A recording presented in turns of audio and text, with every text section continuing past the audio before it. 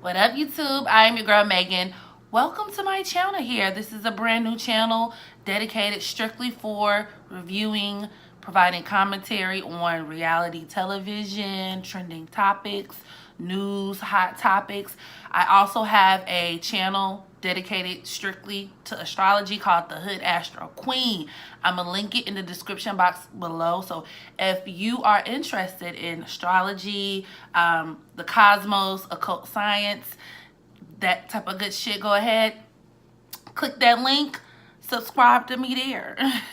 Because, you're in for a treat, baby. So without further ado, I want to kick off my first video by reviewing this Real Housewives of Atlanta, honey.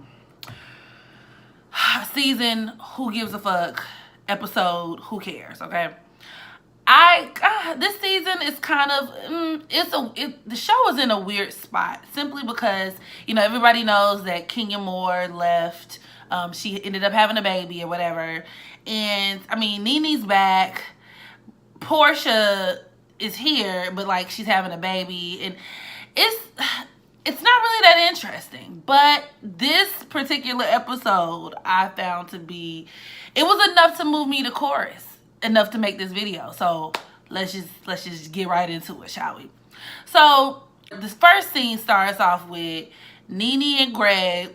They're visiting a specialist out in Houston, I want to say, because we just found out that Greg has cancer, or we found out earlier in the year when they were shooting, but yeah, Greg has colon cancer, and he ended up getting a surgery to remove part of his colon or whatever. So at this point, the cancer is supposedly gone or like in remission or removed or whatever, but the specialist was telling them, like, in case there were any remaining particles, that he advised that Greg goes through chemotherapy because there might be some free-ranging like cancer particles that are left in his system. Therefore, it could cause the cancer to like return in other parts of his body. So, and Nene and Greg are kind of apprehensive to that idea because, they've seen other people go through chemotherapy, and they just feel like, as long as the cancer is no longer inside of his body, we might just take our chances and try to find some other alternative methods because, chemo can be pretty damaging to the body and just a very traumatic experience in itself. And I can attest to that because I do know people who have went through chemotherapy. And I mean, it's not for everybody. It just depends on the person, where you are in your journey, whether the cancer is in remission or not. I mean, it's a lot of different factors that play on, whether chemotherapy would be a good option for you. Some people, just take a chance and do it. Others feel like there are other more holistic remedies, and there are, so I mean, it's really up to you and your personal choice, but I do know that it can be very damaging to the body. A lot of people don't even show signs of being sick until they actually start going through chemotherapy because they're literally pouring poison through your body, so people lose their hair, they get sick, small, weak, frail. It can get real sad to watch. So, hey, I respect their decision. Everybody pretty much likes Greg. I like Greg. So, and it was really good to see Nene in her, just kind of away from the dramatics and all the extraness, and to see her just very humble and just playing a supportive role to her husband, simply because that's just not something that you get to see so often. And I mean, Nene's a Sag, like your girl. So Sagittarius women tend to be very, dominant type women, very opinionated, very just in your face kind of personalities, boisterous. So anytime you kind of see her step outside of what you know her to be, it's refreshing. But it's unfortunate that it had to be on such a sad occasion.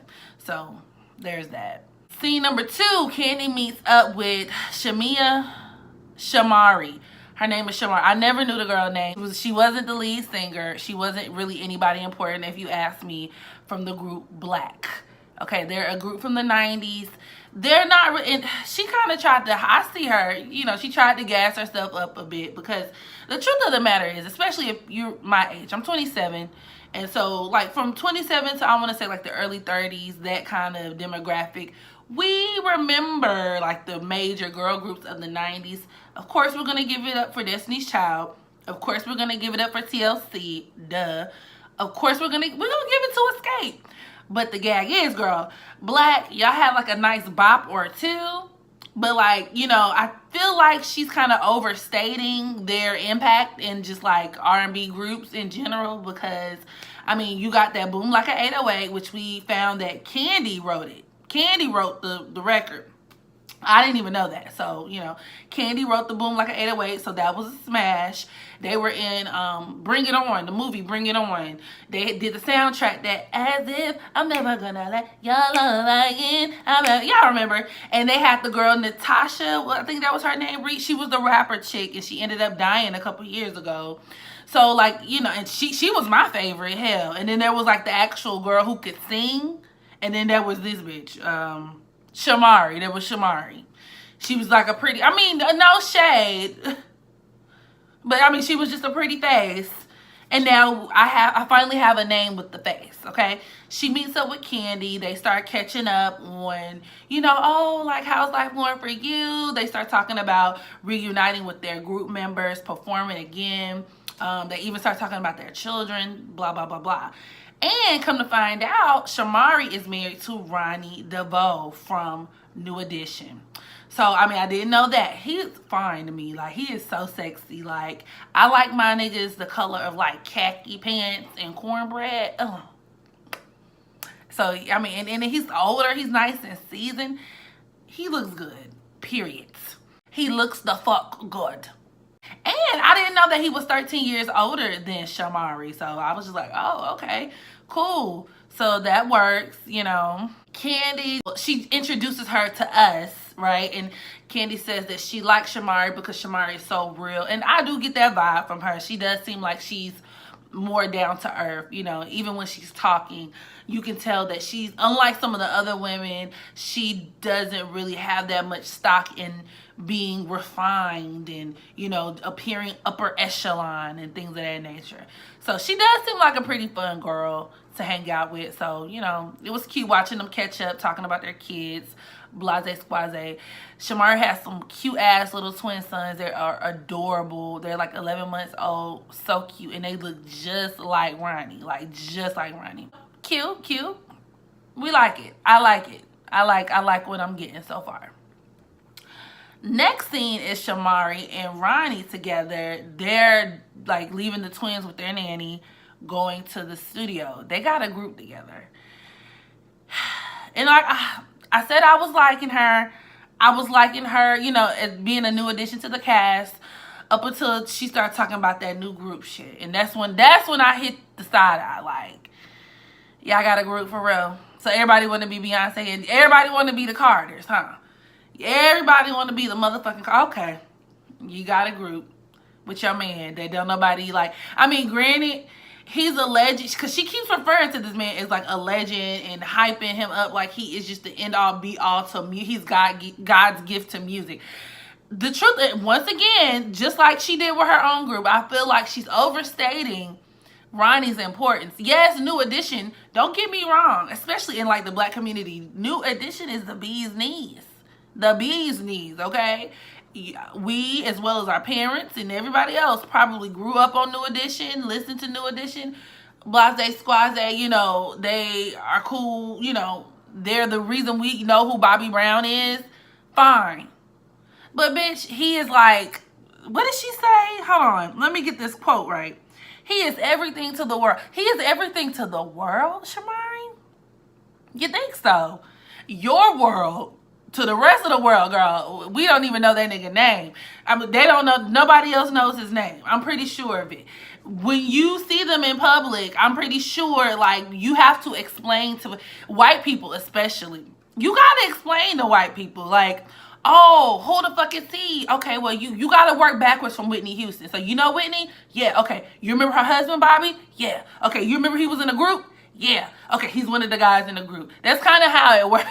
That's how it works. I don't see too many people just on an international level being like, Ronnie DeVoe, he's a legend. Like, girl, relax. Your nigga is not a legend. You reaching.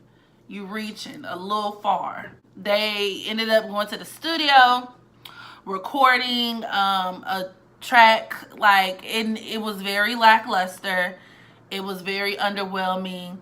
Her vocals are, I mean, she has a decent singing voice. I don't know what the fuck. Listen to Ronnie, and I don't even, now that I think about it, I don't even remember him singing in Belle Biv DeVoe or in New Edition. What parts did he sing? Drop a comment down below. Maybe it's just my ignorance. I don't. So now that I'm thinking about it, you have two motherfuckers who were not even like the main lead singer in their groups, and now they're just like this power Jay-Z and Beyonce couple. For real, girl. Y'all were the second and third bananas and fourth and fifth bananas in your respective singing groups, and now you get together and you form this like musical alliance that rivals Beyonce and Jay-Z. I don't fuck with Beyonce like that. Unpopular opinion, but that's another video for a different day. Come for me, I'll block your ass in a heartbeat. Don't try me. But yeah, so whatever. Let's see.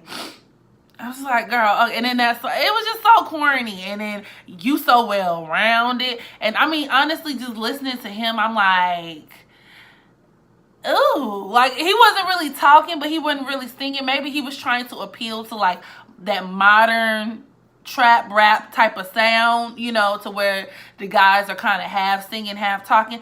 He sounded terrible. You So Well Rounded. Okay, what the fuck? Like, it was just the song. They wasted studio time. Next scene, Cynthia goes and visits Nene and Greg, and she just pretty much is talking about how she knows Nene has a lot on her plate, so she wants to, you know, show support and all that good stuff.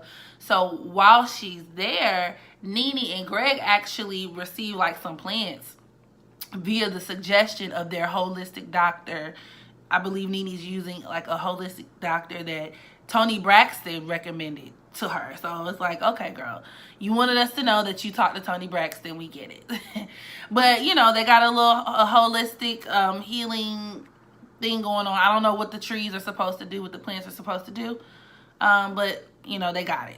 Cool. And then they just started opening up about, you know, the fact that Greg wants to take his experience and be able to share with other people. So that's why they did come public and, you know, with the news that he had cancer. And they were talking about how the feedback and the support that they got was so just unexpected, you know, how it was helpful. A lot of people gave a lot of helpful tips, suggestions, prayers, all that good shit. And then they start saying some people didn't have, you know, helpful shit to say at all, actually. But, you know, cool. It's for the good of the, you know, experience. Cool. Charge it to the game. Yeah, so Greg really emphasizes that he wants to, you know, be an advocate for men who are going through cancer. So he wants to take his experience and be able to teach and share with others. So he's determined that he's going to beat this. Good for you, Greg. Way to go. Oh, and then they talk about like the holistic doctors in the sense that Nene is like, we don't want to do chemotherapy, but some of the holistic doctors, we kind of got to give the side eye because these niggas start talking weird. Like, you know, they want us to eat dirt. They want him to do this, that, and the third. And I'm like, girl, I don't know about that. And then Cynthia's like, well, I used to eat red clay, a red Alabama clay. Okay, girl. And then, you know, Greg makes a joke about burning one of the leaves, like burning one of the little plants and smoking them. And truth be told, that's what your ass need to be doing, Greg. I know you probably wouldn't do it while y'all filming, but like real talk, you know, they say that marijuana actually does help with cancer, whether it's, you know, easing the side effects and helping with the pain and all that other good shit. Even, I mean, I don't know how valid, I don't have any evidence to support this, but I'm sure there are some, you know, there has been some research done, but some people even say that, you know, marijuana helps prevent and cure or treat cancer itself. So, I mean, you know, there's that. So, Greg, while you playing, your ass need to light up some of that ganja. For real. Next scene, Candy is starting to FaceTime people because she wants to invite everybody to this ATL live performance that Shamia is doing, that Shamari is doing with her man. And so she calls Eva at first, you know, to do that. Then she calls Porsha. Her ass get the wrong number, ended up dialing some white man. I'm like, girl, that's something I would probably do for real. Call the wrong person and it's like, hang up. So like then she calls Porsha and she invites Porsha. Come to find out, Porsha and what's her name? Shamari ended up, they went to the same high school. So I was like, oh, I didn't know that. But like just the way Porsha reacted when Kandi was like, oh yeah, like, you know, she's having this performance at ATL Live, like come out. I don't know. Maybe it's just me. Maybe I'm just being, you know, I'm looking too hard. Maybe I'm reaching. But I felt like there was a little bit of shade there. Just the way Porsha was like, oh, okay. Like, you know, I don't know. It was weird. But, or maybe she just went to the same school as her but don't know her like that or something. Which is plausible. Because, I mean, hey, it's a lot of people that probably went to my school that I don't know. So, you know, she invited her out. Ultimately, it was just good to see them talking because, you know, especially after the first few episodes, it kind of seemed like Kandi was still holding the grudge from the prior seasons, you know. So, hey, at least we can say that Kandi is opening up. She doesn't absolutely hate Porsha anymore. And this seems to be kind of like an olive branch, you know, being extended. So, that was cool. And Kandi. That was a really cute confessional look, like with the neon nails. Like, I just really like that aesthetic. Normally, Kandi don't really serve looks. Not usually, but she looked real good. You look real cute, Kandi. You look real cute. And then Kandi jokes saying, am I ever going to get to see Dennis? And I'm like, girl. So now I see where this is going. Kandi is just fishing for information because you know Kandi nosy. So she fishing for information on Dennis. Now, based off of the past few episodes, apparently Kandi knows some people who knows Dennis. She knows she got some type of dirt on Dennis, but she's not gonna be forthcoming with that just yet. So now she's just being like messy, you know, trying to be funny, making little comments, asking questions, trying to fish and see what Porsha's gonna give her, you know, on the situation, which is like some frenemy type shit. Which like I'm like, you might as well just not fuck with the bitch, but whatever. It makes for good TV, so let's just keep going with it. The next scene, everybody's at ATL Live. Shamari hits the stage with her, because like I said, one of the other members died. So it's only two of them, essentially. So she hits the stage with her other girl group member. They perform Bring It On. Oh, baby, bring it on to me. And I won't need no fancy on time. Oh, no, baby, I don't need no. Me and my friends used to sing. Ooh, me and my cousin. Oh my God, Nikita, I know you watching this. Like, you remember when we used to sing that stuff? I think you would take the first verse, like, there you are, looking as fine as can be in your fancy car. At some point, I thought there was like a guy. There was like a version where there was like a girl verse and a guy verse. I don't know how that happened. It was whatever. That used to be my shit though. But they performed, and just as I suspected, this bitch Shamari come on at the very end with that bring it on. Like, what, girl? Bring it on. Like, okay, girl. That was her only part. Like, let me know. Once again, drop in the comment section. Maybe I'm wrong. Girl, was that your... it was probably the editing. But from what I recall of the song, the other girl who can actually sing sang most of the song. All right, Second Banana, do your thing. Pretty good. They look good. And she doesn't look like she had... Girl, she doesn't look like she had twins. She actually has a really nice physique. Really body on point. I like the costumes, even though Cynthia shaded it. Cynthia was like, you know, the outfit might be a little dated, as well as the makeup. I was like, okay, well, you know, Cynthia knows fashion, child. So she said it was dated. It's dated. Yeah, so all of the girls are at the table. Nene is all like, you know, I need to let my hair down. You know, I've been real stressed out because I've been Greg's primary caretaker. So everybody's just there, ready to just relax and mingle, have some drinks and kick it. Nene looking cute. She's looking real cute. Eva kind of got on my nerves that night. Like, I felt like she spent all of this time, because it was this like exchange to where, you know, she was talking about, oh, because Cynthia ended up inviting the girls to some type of melee or function that she's going to be having. And, you know, Eva's just going around like, oh, well, I don't know. I don't trust who y'all inviting. And I don't know what kind of friends y'all bringing. I guess because she didn't get along with one of Porsha's friends in, like, the last season. I didn't watch that episode, so I don't know what that's about. But then Eva made a comment that I was like, girl, come again, bitch. When she was like, basically, she was talking about, you know, Black, like the group Black with a Q. And she was saying that Shamia, which was Porsha's friend that she didn't get along with, she was like, well, she's Black, but she's just not Black with a Q. And then even Candy caught it and was like, well, is she trying to say that she's not Black with a Q because she's darker? Like, that was weird. She should have, I don't know if it was like the editing or like what was intended by that, but Mama, I'm gonna need you to clear that up. Make it right, bitch. Make it right. Because it's 2018, girl. You got to be politically correct at all times. And that shit will get your ass canceled. We would hate to cancel you, girl. We would hate that. But I don't know. Like, that really had me like, what the fuck was that supposed to mean? Okay.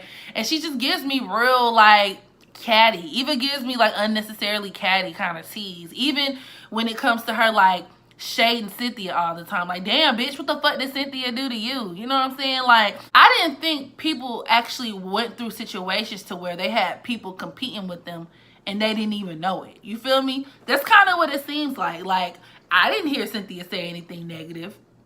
I mean, am I missing something?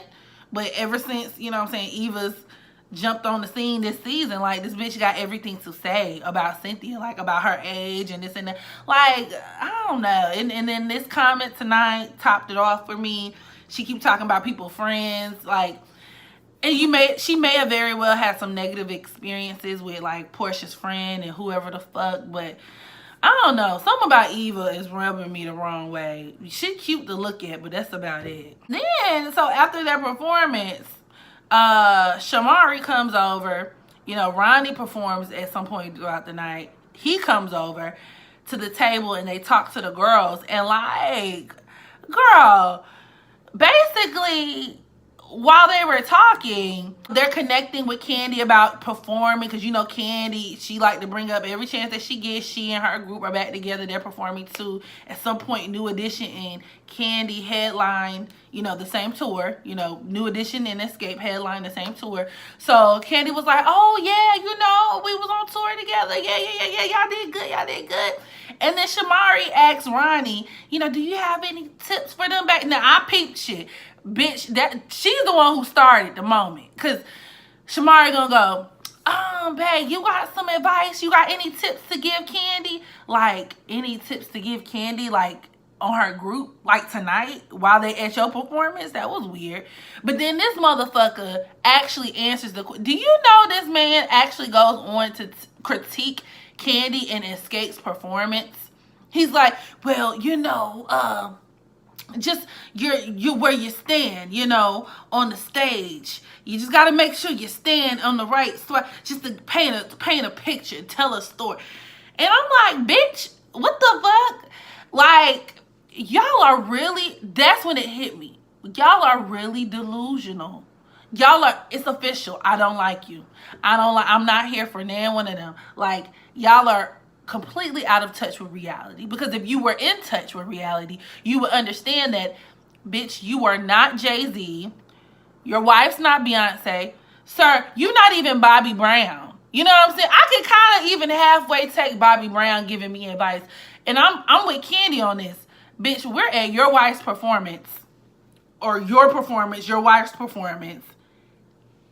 And then, like, somehow you find a segue into, like, critiquing me, critiquing my group, as if you have some type of capital on entertainment and talent. You're untalented. Honestly, sir, you're not that talented.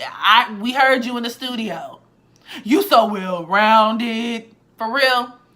How long are you going to hang on to the coattails of New Edition and BBD? Okay? Poison was 30 years ago.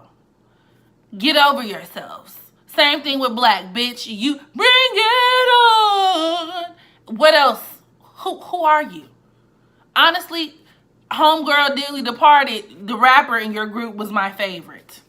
She was my favorite. I actually like the lead singer in the group Black over you, the chocolate girl over you. Bitch, get the fuck on. And like I said, she thinks she's slick because she actually set her man up for that. You know what I'm saying? When the whole, babe, you got some advice to give them? Bitch, we got some advice to give you, girl. Those vocals were very shaky. They were hanging on to a thread and a prayer. Like, we have some advice to give you, actually. So this was like not the time nor the place. And it was so awkward because everybody just unanimously at the table was like, did he just take this moment to like critique Candy's and Escape's performance with like what the, and Nene of course had to be shady, talking about some, well, it was correct, but I don't think Candy was prepared to receive it. It's not about whether it was correct or not. This was not the time nor the place. And how dare you feel like you just have the authority to kind of interject and impart your, music wisdom. Like, nigga, like at a moment like this, this was not even the environment for that. You know what I'm saying? That was just really weird. The fact that Shamari even brought it up. And then just the fact that Ronnie just had this kind of self-entitlement that he actually answered the question. And it was like this air of self-importance because you're a part of New Edition. Bitch, give me a break. Give me a fucking break. And then he gonna try to say, well, hey, if my shit ain't right, I need somebody to tell me.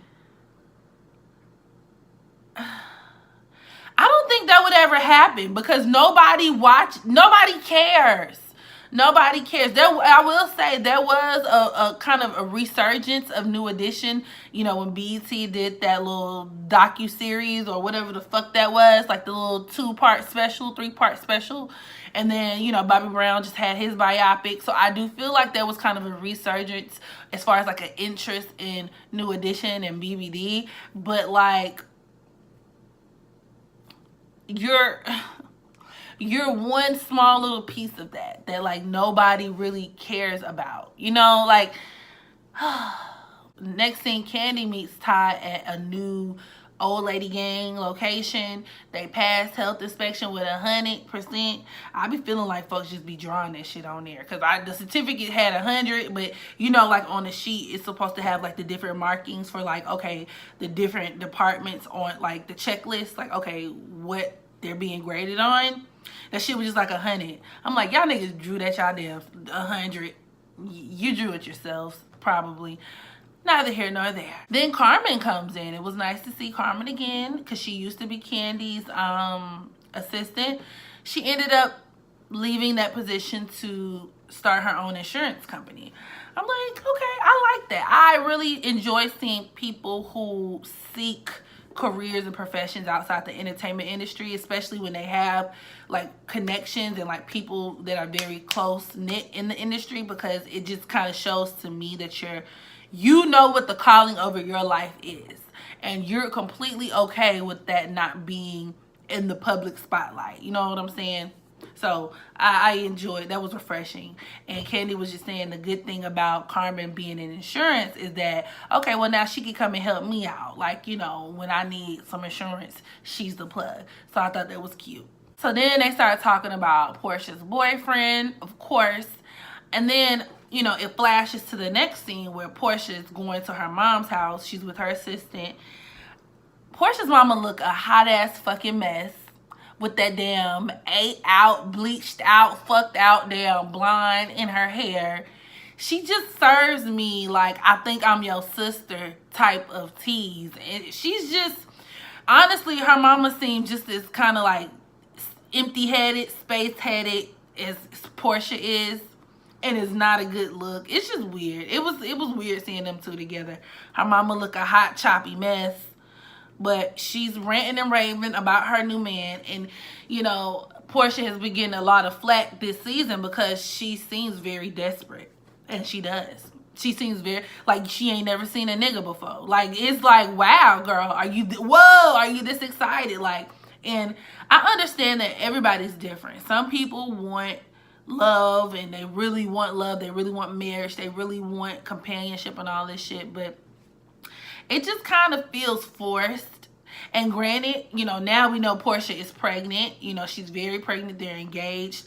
But I mean, I think she had only known him for like a month or a few months or whatever. It's a very short amount of time. And it's like she was using a nigga toothbrush.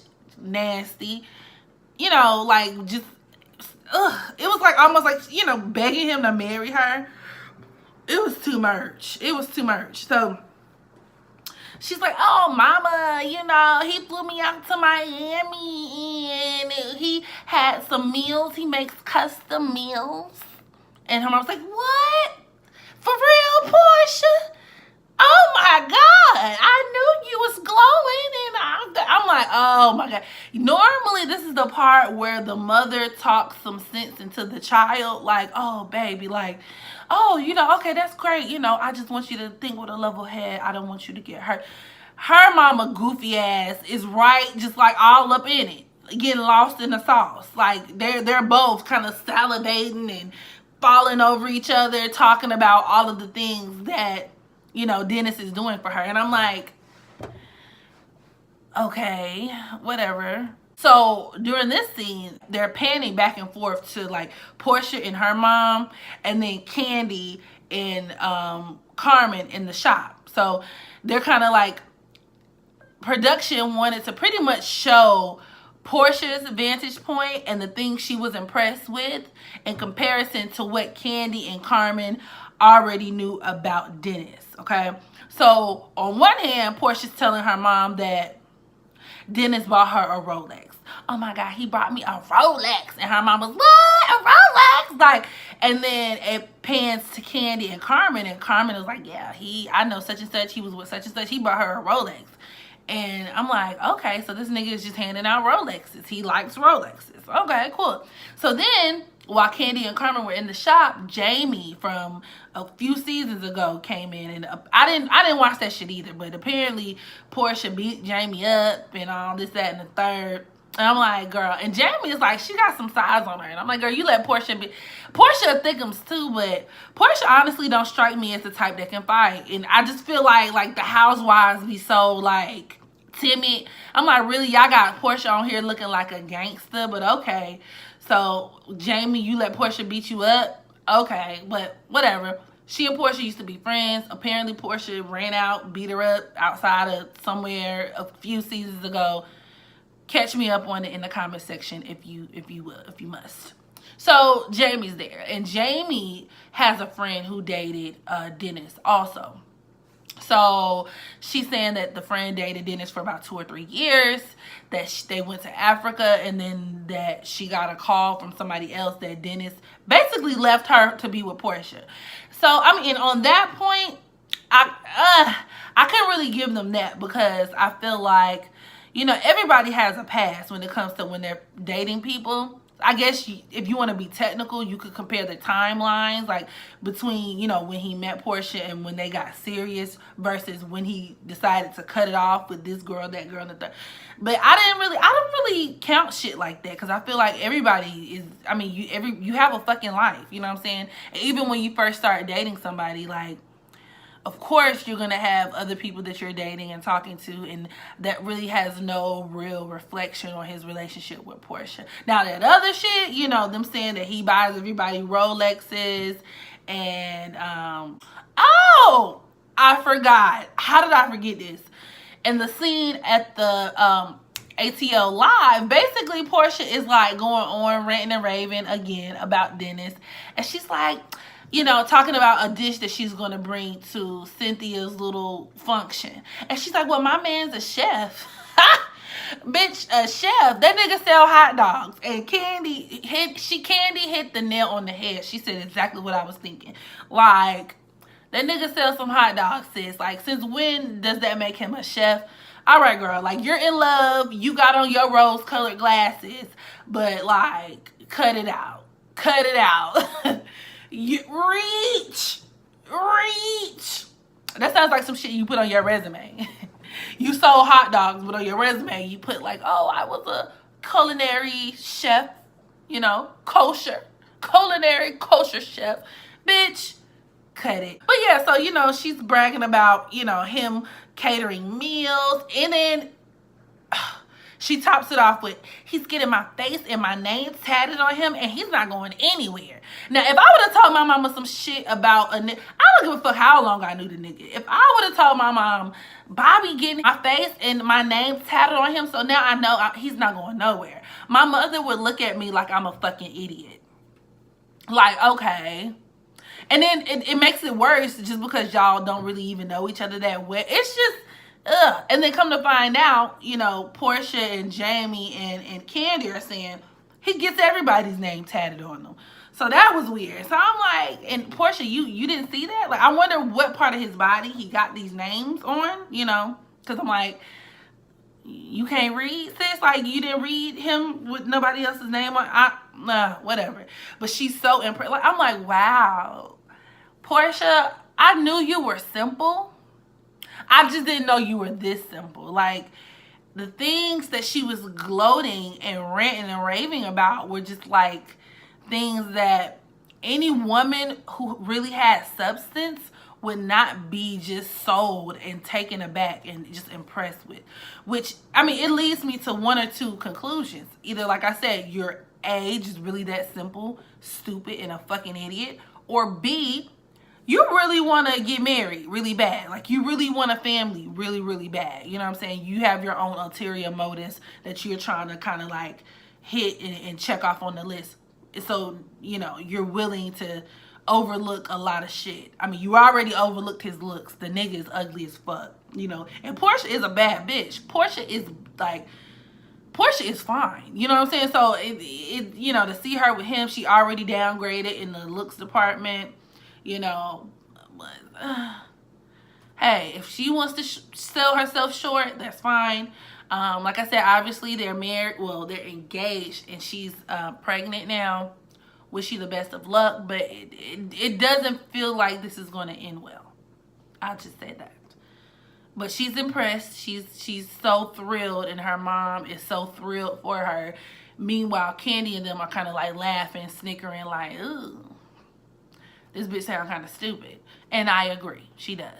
So that's pretty much all that happened. Those are like the main things that kind of stood out to me from this episode. So next episode, we're going to see like Eva getting called out for being a liar and some more shit. So, you know, it should be interesting. I'll be back. I'll be back here with another review, you know. Alright, so with that being said, you guys take care of yourselves. Make sure you practice unconditional self-love so that you can love others. And until next time, I'll holla.